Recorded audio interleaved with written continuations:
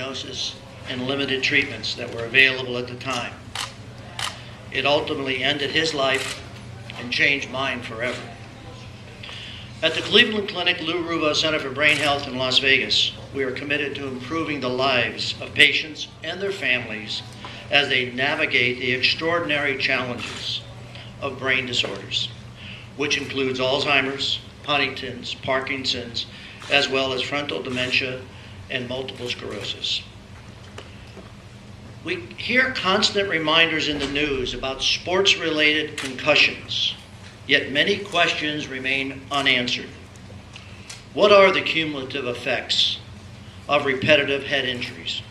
How can we detect the earliest and most subtle signs of brain injury? What factors predispose some people to be more likely to develop chronic neurological disorders?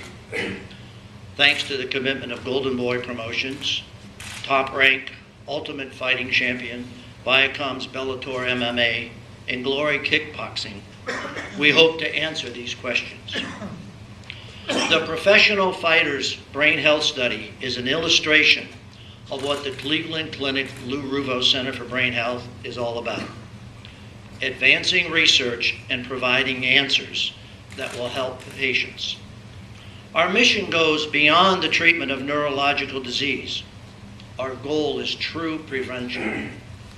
What we learn through this study will reach beyond professional fighters, help us understand the ramifications of head injuries at all levels and all types of sports, whether it's boxing, football, hockey, figure skating, soccer, and whether it's professionals, amateurs, or the youths.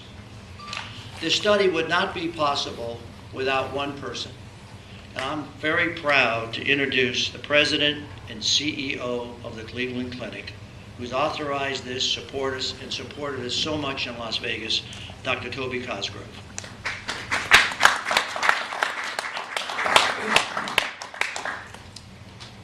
Thank you, Larry. Healthcare has changed remarkably over the last 50 years. We've now seen a 30% reduction in the deaths from heart disease. And people are now living into their 70s and 80s and beyond. The new toll, however, is coming from neurologic disease, degenerative neurologic disease. As Larry said, Alzheimer's and Parkinson's are having an enormous effect on society, both in the cost and the social expense that is associated with these dreaded diseases. One of the things that we at the Cleveland Clinic have been very interested in is beginning to understand the causes of these. And one of the places that we see these things arising is in people with repeated head trauma. It's reported that somewhere between 20 and 50% of people who have head trauma will go on to get degenerative neurologic disease. The causes of this and the prediction of this are at this point unknown and unstudied. And we have an opportunity with this study and the support that we've gotten from these organizations to begin to better understand what causes these diseases, how we can prevent them, and how they progress. And hopefully this will have ramifications that go well past boxing and fighting, that goes into all other sports and military and all individuals who are subjected to trauma. So this is a big opportunity. We are very grateful for the attention that has been brought to bear on this and for the support that we have gotten for studying it. My hat's off to these organizations for their candor and beginning to recognize the potential for a problem and beginning to look for an opportunity to reduce the incidence and understand its causes. Thank you.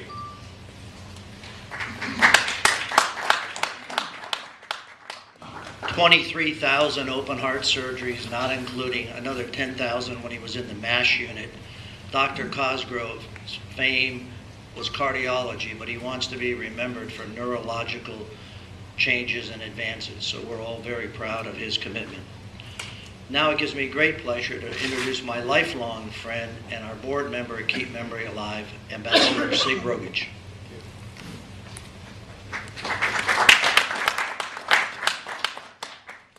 Thank you all thank you for what you're doing. As a former chairman of the Nevada State Athletic Commission, I understand how important the study of brain disease as it relates to the sport and other sports is to all Americans and around the world. Today I'd like to introduce a friend of mine from the early 80s that used to come to Las Vegas and go to boxing matches with me. And we became friends throughout the years. And he has a great passion for boxing. Senator John McCain from Arizona.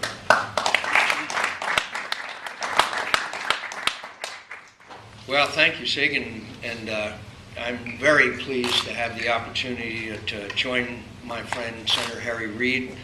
He and I have been serving together now for over 30 years, and we've gone a few rounds ourselves from time to time. And I must say that he usually wins, but I keep fighting.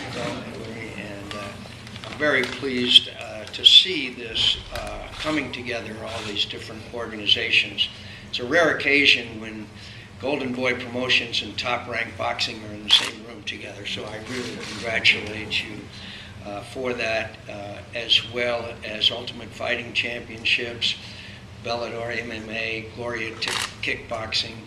In other words, the most important organizations in the sport of boxing and martial arts are here in behalf of one cause. And I'd also like to acknowledge again these great athletes who are here on behalf of their fellow athletes, including Michael Chandler, Bernard Hopkins, John Jones, and Glover Teixeira. And a word about the executioner. Where is he? The executioner. He's been an inspiration to us who are older as he continues to defy the laws of geriatrics and aging, and an incredible boxer, as well as Michael Chandler and John Jones. I understand, John, where's John? I understand that you'd like to take on Vitaly Klitschko. Is that Not quite ready. But anyway, these athletes are here in support of their fellow athletes because they've seen the results of blows to the head. We all know that it is a problem. And we all know that this study that's going to be conducted by one of the premier institutions in America, Cleveland Clinic, is much needed. Because if we don't do this, then I'm afraid that support for these incredible, entertaining sports will wane on the part of the American people. So this study is much called for, particularly in boxing and MMA. I'm an old friend, I dare to say that, as is Harry, of one of the greatest boxers who ever lived, Muhammad Ali. And I think all of us would agree that his present condition is at least partially or to some degree attributable to the sustained blows to the head that this great, wonderful athlete sustained. And his is just one of the stories. And so we owe it to these athletes who put it on the line in the most difficult, in many ways, and challenging of sports. And by the way, before I quit, I just want to ask, I've got to throw in a commercial that Harry and I have been trying to get a pardon for Jack Johnson for many years. I hope we will urge our colleagues and the administration to pardon this incredible heavyweight champion of the world who was the victim of racism. It's just a fact. And it's time we cleared up that record. That's the end of that commercial. But I do want to thank my friend Harry Reid for his leadership, and I want to thank all of you for joining together, because it may not have much effect on our present champions who are here with us today, but we owe it to the future of the sport, and we owe it to the future of the men and women who now engage in it. So we're coming together today. I want to thank the Cleveland Clinic, and I want to thank all who are a part of this effort to make sure that boxing, a very tough sport, is made as safe as possible for those who choose to participate in it. Thank you. Thank you. Next, I'd like to introduce my lifelong friend, our senior senator from Nevada, the Majority Leader, Senator Harry Reid.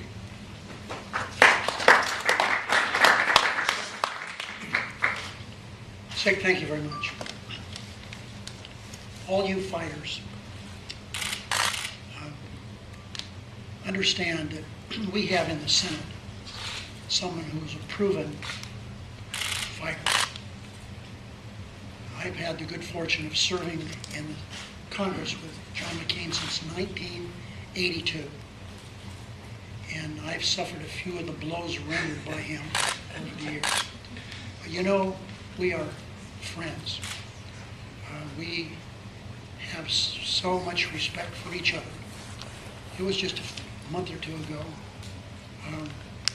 We ran into each other up by the elevators. He said, "I'm going to go to the floor and kick the shit out of you." And I said, I wouldn't expect less. And he did. But the reason I mention him specifically, all you tough guys in this room, he's a tough guy. He is truly, in the eyes of the American public, one of our heroes, and he stands for what America's all about. John McCain is a man of courage, and that's an understatement. So John, thanks for being together on all this fighting stuff. We've done a lot of things together. Sig, thank you very much for your introduction. We have been friends for forever, literally. Larry Ruvo came from real humble beginnings. When I was a high school kid, we used to go to the only pizza place in Las Vegas, the pizzeria that was run by his parents. Larry and his family had virtually, they did fine, but nothing to write home about. Larry's been very good, a great entrepreneur that he is. He's made some money. But he's turned that money with his lovely wife, Camille, into doing something really good for Nevada and the country. This Brain Institute is remarkably important to our country.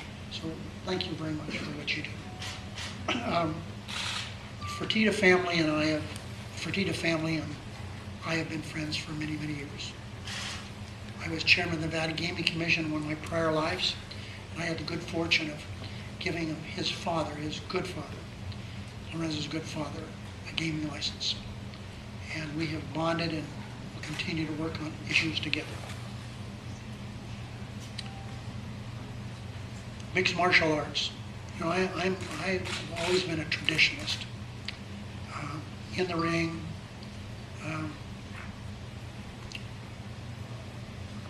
but Lorenzo asked me, "Why don't you come to one of our fights?" Okay. And I've been to quite a few of the fights. But the first one I watched was different than the ring that I'd been used to watching. And I was stunned by the audience. So many young people there, so many women there. And after the fight, the press rushes up to me and said, "What did you think?" I said, "You know, I looked at that. I think it looked like a fair street fight to me." And that's how I feel about it. You've done a great job of taking this mixed martial arts and with doing some things, so it's such a draw now.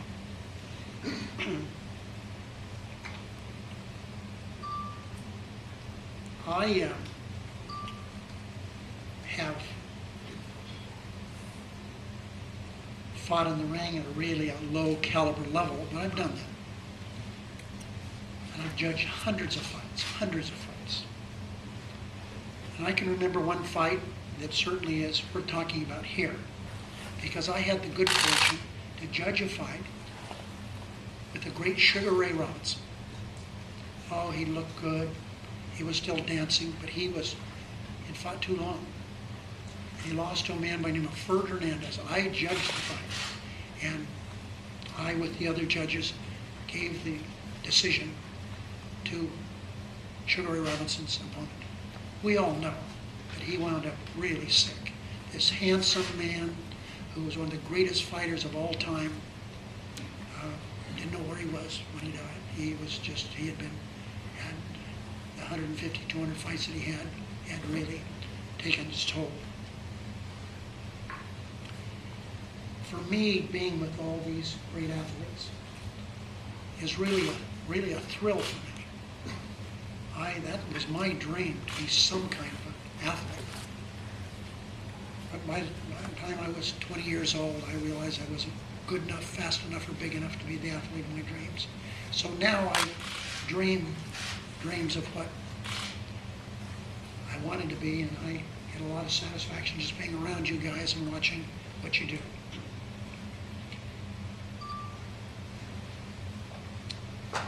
I had the good fortune because of Bob Aaron. In '98, I had a really tough election.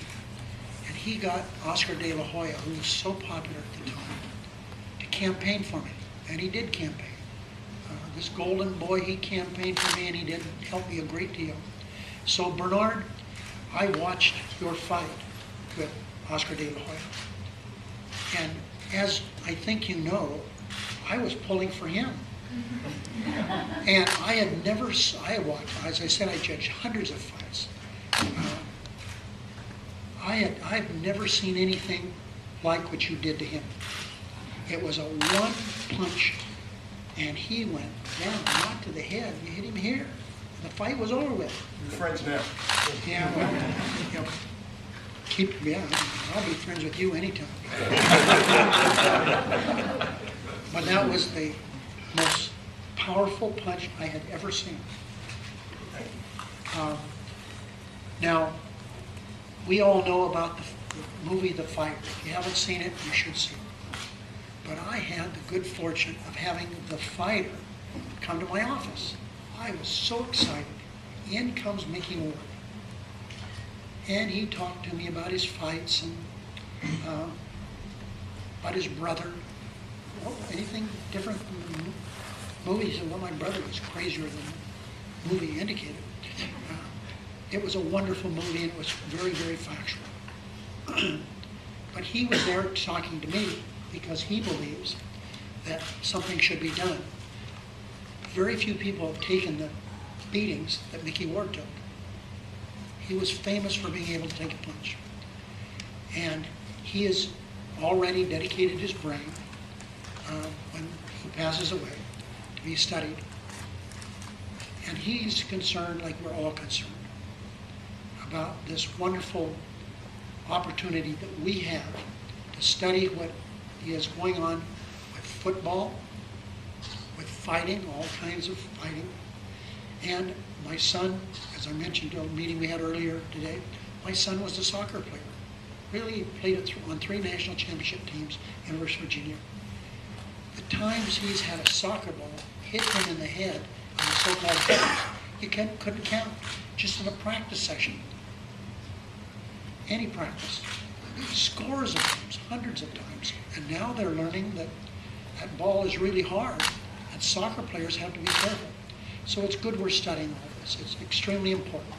As Senator McCain indicated, it's important so that we can not only determine what the long-term effect of these activities are, but also, as Dr. Cosgrove and the team he's put together to study this, also find out if some people should stop doing what they're doing at an earlier rate. With a little more study, we can determine it's time to stop this. So I'm very happy to be here, taking in all these great athletes I'm able to visit with today and participate in this event, which is really formative as to what needs to be done in studying the brain. Thank you, Senator. Senator McCain, thank you. Senator Reid. I'd like to introduce now Jeffrey Cummings. He's the medical director for the Cleveland Clinic Lou Rules Center for Brain Health. Thank you, Sig. Most head injury does not produce brain injury, but some head injuries produce a brain injury that starts a process that ends up in something that looks like Alzheimer's disease. We do not understand which head injuries lead to which brain injuries and result in this chronic disabling process. at the Cleveland Clinic Lou Ruvo Center for Brain Health in Las Vegas. We're using the most advanced technology, which I hear from Dr.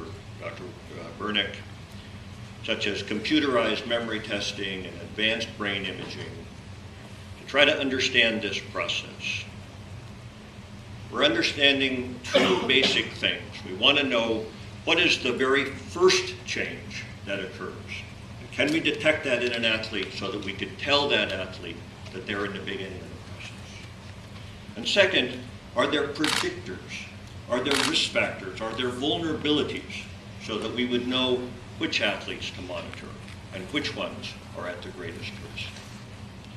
So with these two pieces of information, we can empower our athletes. We can give them information that would say, yes, I'm safe, or no, I'm not. That's the kind of information that we have to give to the athletes. And the remarkable thing is that for fiercely competitive organizations, as fierce as their athletes, have come together to support this study. That's the remarkable thing that's occurring here today, that these four organizations have said, yes, we want to empower our athletes with knowledge so that they can make the kind of decisions that is necessary to protect their own futures. From this, as I said, we'll learn about other sports, we'll learn about military injuries, we'll learn about other civilian injuries.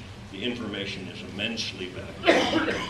So I thank Larry Ruvo for his leadership and SIG for his, Senator Reed, Senator McCain, thank you so much to the athletes and the promoters who have been so great in this. This is the way forward, and I'm very grateful to you. Thank you. I'd like to ask Charlie Bernick to come up. He is the principal investigator of the study, and I think he's got a lot of good things to say. Charlie?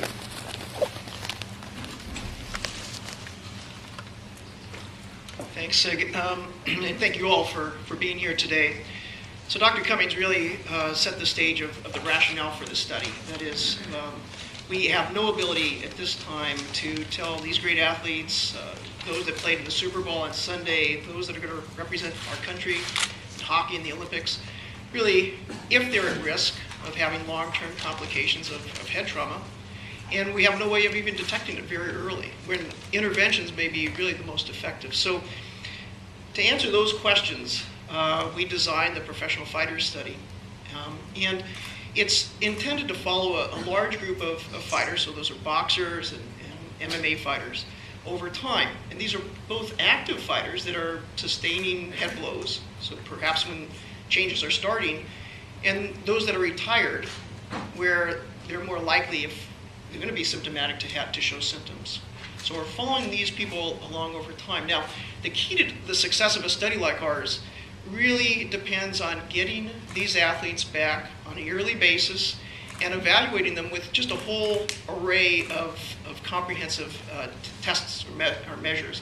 So, as Dr. Cummings mentioned, we're using MRI scanning, specialized MRI techniques, and even some common MRI techniques. We're measuring blood genetics and markers in the blood. We're looking at speech. We're looking at cognition. We're looking at behavior.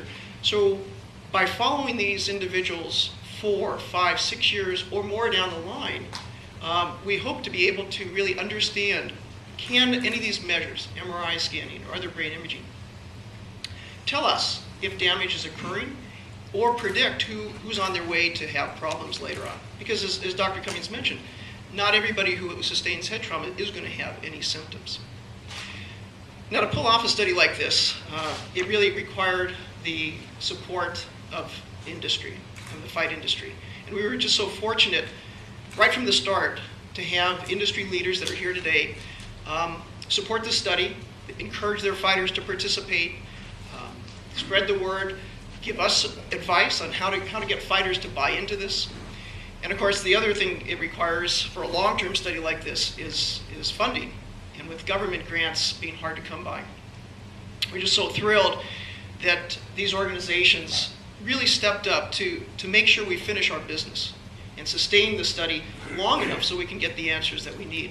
Now, it's interesting, even though we're only about 2.5 years into the study, we've observed some results that I think give us optimism that we're on the right track. So, for example, using specialized MRI techniques, we've found small changes in some boxers, even over a year's period, boxers and MMA fighters.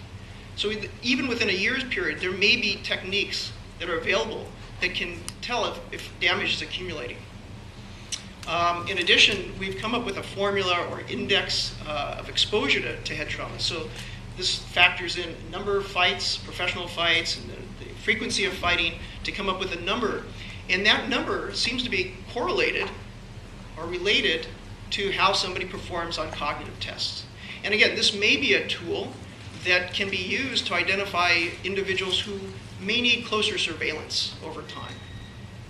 So I too want to thank the senators, Senator Reid and Senator McCain, our industry partners on this, for all their support. We hope not that the results would just help the safety of fighting, but really will can be applied to all sports, whether it's you're in the octagon or the ring or the football field or the battlefield or the hockey rink. No matter where head trauma occurs, hopefully the results of this will inform us on what we can do to protect individuals. So again, I want to thank you all.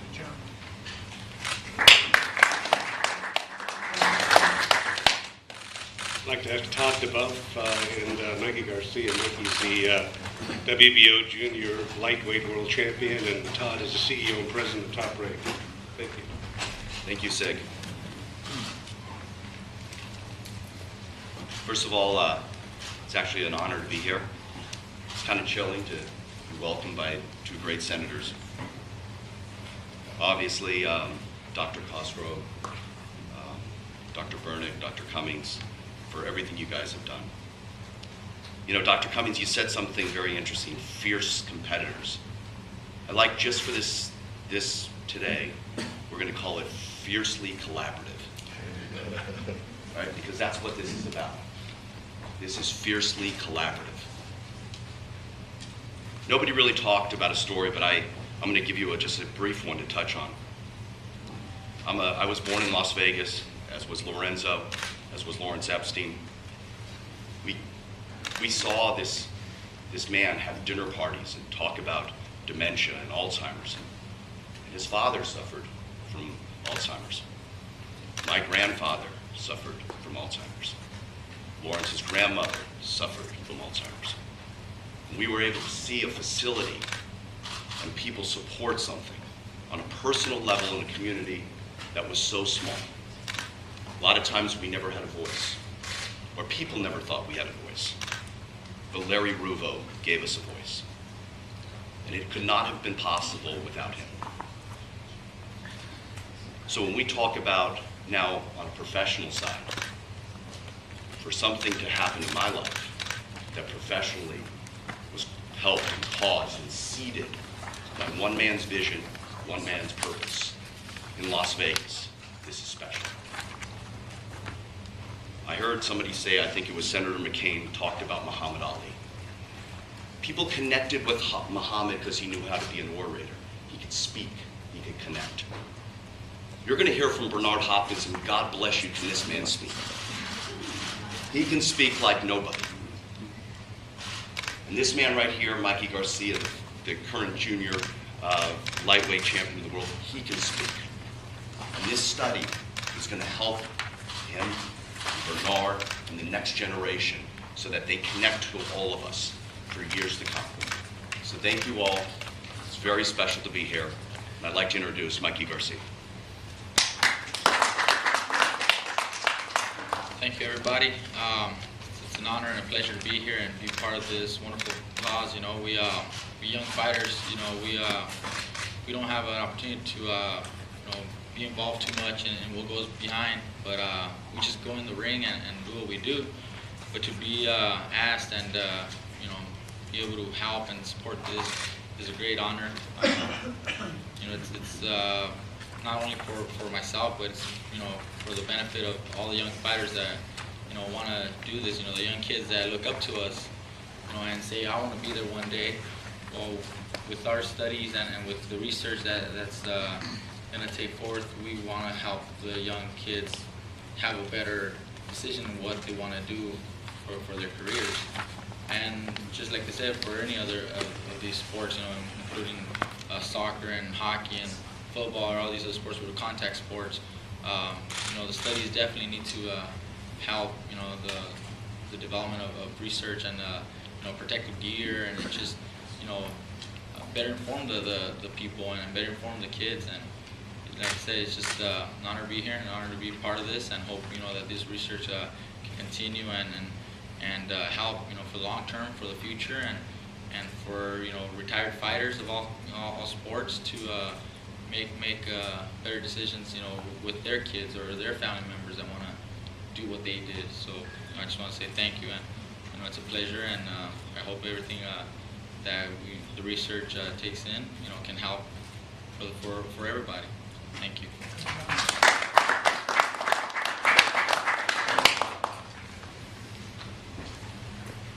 I'd like to bring up Lorenzo Fertitta, Chairman and CEO of Ultimate Fighting Championship. He's with John Jones, light heavyweight champ, and Nick Logan's chair, light heavyweight contender.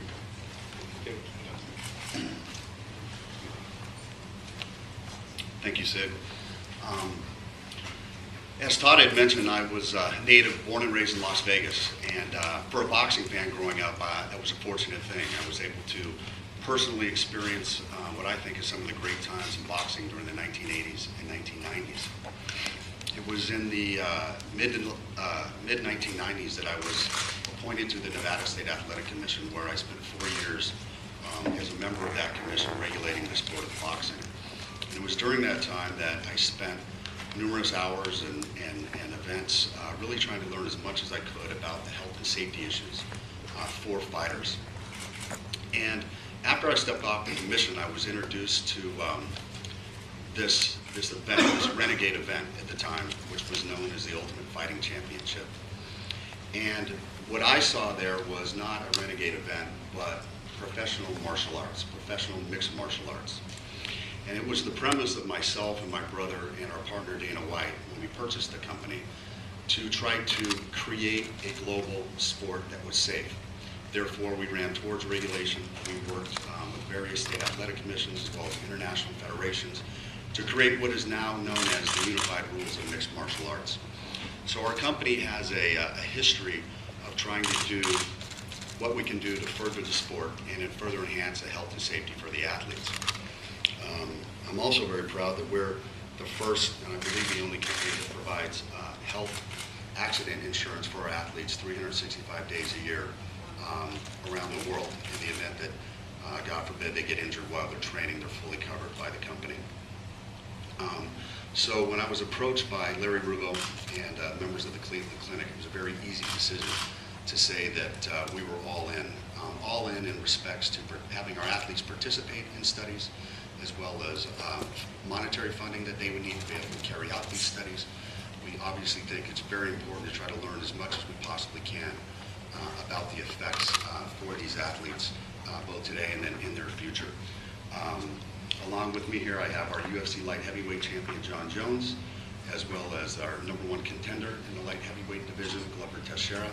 And I'd ask for them just to say a few words. I would like to thank Senator Reed, Senator McCain, Larry Rugo, and everyone at the Cleveland Clinic. We think this is a great initiative, and there will be many benefits to come from this.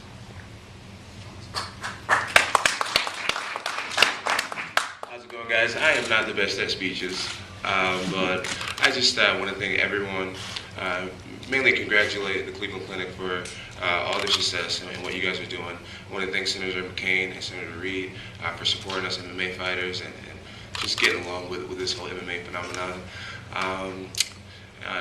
You know, Cleveland Clinic, you guys really are saving lives, and you guys are changing the future, and I think it's so important. It's a magnificent thing. So hats off to you guys, and thanks for allowing us to be a part of it.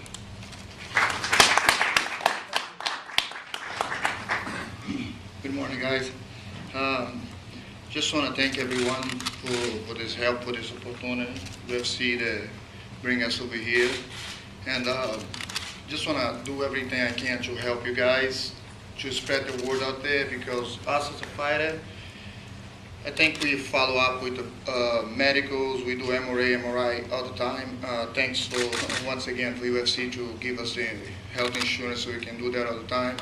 But millions of people there that do sparring in the gym every day and they don't fight and they not follow up with medicals. So maybe this will help as well. Thank you.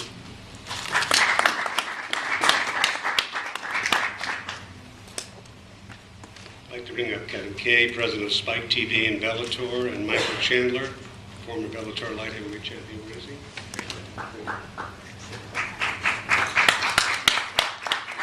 Thank you.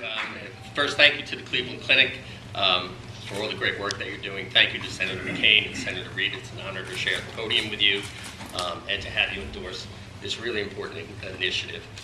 If organizations that are as fiercely competitive as Viacom and the UFC are, and in the boxing world, Top Rank and Golden Boy can come together today, I think there's still hope for North and South Korea. Maybe even Democrats and Republicans. I also have a really exciting announcement. Viacom's mixed martial arts promotion, Bellator, has signed Congressman Michael Grimm to fight for the heavyweight championship. Seriously though, combat sports has been a big part of Spike TV since our launch in 2003. As the current home of the Mixed Martial Arts League Bellator and the kickboxing franchise Glory, we showcase many of the world's most dynamic and gifted athletes, like this gentleman right here, Michael Chandler, our former lightweight champion, who looks to reclaim his championship this spring. Look how pretty Mike is. He's also incredibly articulate, and we want to keep him that way.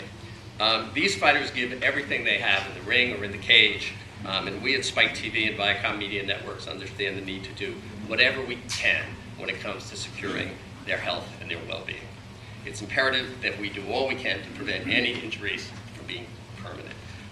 Both of our combat sports franchises deliver great entertainment for the fans, but it can't be at the expense of the long-term health of our athletes, because without the fighters, there's no promotions.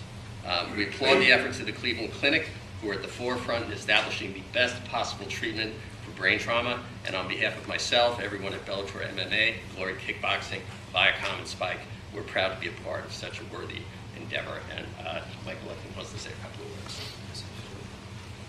Thanks. Yeah, thank you everybody for being here. You know, as fighters, you know, personally myself, I believe I'm in this sport for a reason. I believe I was called to this sport. So I don't really think about consequences as much. So it's great. It's great to have people behind us, people who are working behind the scenes, doing studies, hours and hours at the Cleveland Clinic. So we thank you guys, because we have to get out of our own way sometimes. So we appreciate that there are people working behind the scenes for us, for our well-being, thinking about us and our futures, because at the end of the day, I'm excited to become the best lightweight in the world, but I'm also excited to be able to play football in the front yard with my children someday. So, and that to me is more important than any gold you can put around my waist or any amount of money I can make. So I thank everybody for being here. As Kevin touched on, as everybody's touched on, if we can have the fierce competitors in the MMA and boxing world, if we have John Jones and Glover Teixeira, who are about to step into the cage against each other, come together today as from man to man and really support this cause. We're just really excited for everyone to be here. So thank you, Senator McCain, Senator Reid, for having us, and we look forward to this future of this study. Thank you.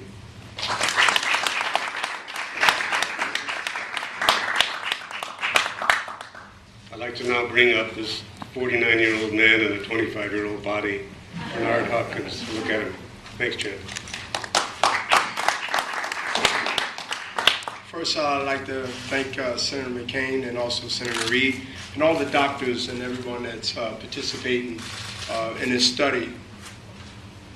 You just got free health insurance on that MMA? I might have to talk to you. I might announce my retirement today. I'm over there. But that's great. That's great. And you know what I believe. First of all, I reflected when I was sitting down, I listened to Senator McCain, and I remember over 15 plus years ago, he was also putting a bill together, and need testimony in a bill called the Muhammad Ali Act. And I remember in the 90s where I was asked to come down. I broke camp to come down and speak about something I believe, and I still do, even more, that I had to speak up and be a part of. And I was the middleweight champion at the time. Fast forward to now, and I see myself here with the senator speaking about another chapter, another important thing in boxing. And it's amazing that I stood around this long, active, and to be able to still give my opinion and my thoughts and my credibility to something I feel so strong about. I have nephews that want to be boxers because of their uncle. I can try to persuade them, I can try to tell them no, but eventually they get older, they make their decisions, and you want them to do that. And I want to be sitting in my younger old days saying that I played a part, along with everybody here, to be able to give the future, as Senator McCain said earlier. If it don't take care of the guys that's here now, because we are here, but we can start getting the ball rolling on something that's so important for the future. When you talk about health, when you're talking about the rest of the quality of life once we do retire, you want to be able to do those things, as Champion said earlier, playing with your kids, having a productive, as much as you can, life. Yes, we chose and signed up for this, but it's also your entertainment. We sort of have a deal without having a deal. And we just need the good doctors, the good people, the support to be able to back it and go for the long haul. Not the sprint race, but the marathon race. It's a longer time, it's more miles, and it's completely focused on making all the studies, all the tests be completed to be able to give us a heads up on what we're facing now or later. So this is something real passionate to me because I've done this for over 20-something years as a professional since 1988. But as an amateur, since I was 8, 9 years old, history of family on mother and father's side that boxed in the 60s in Philadelphia. And as I trained still in Philadelphia, and I see the past of the fighters that fought way before me, and they're not in good shape, y'all. And a lot of them don't have help, and they didn't have the things that the fighters have an opportunity now and in the future. So I'm glad to be part of history. I look at this as really being part of history. And I look at this as winning like a fighter. Everything I put as an agenda to achieve is not something that is just something to say and just the right time to do or popular to mention. So I'm very passionate about this, and I hope that the boss upstairs will continue to keep my demeanor, my articulate speech, and all the things that's always jeopardized because of what I've done and been doing for so long. So why I got the voice, and why I believe I got the knowledge of knowing how important it is, because I'm in the ring. And I see the guys training before a fight. And I believe Reed or Senator McCain mentioned this, it's the training. Yes, it's the final icing on the cake when the event happens. But it's the training, the 9 weeks, the 8 weeks, the sparring with 2 or 3 guys, and the pounding from day in and day out. That's where the damage starts. The damage starts not actually at the fight. It's accumulation in the gym. So I'm glad that everyone here is motivated like an athlete to understand that we're going to train to get to where we got to go. You got 2 of the biggest promoters in boxing. I'm going to say Golden Boy first, and Top Rank second. Nobody is teaming up together as we are here today. We are one on this. Competitive is always, to me, it's a good thing. To bring everybody's game up to a level where it need to be. But this is something that we all agree on this. Top Rank, Golden Boy, and everybody else here that's involved. that we want to have boxing respected. We want to have boxing around for a long time. Thank you for being patient.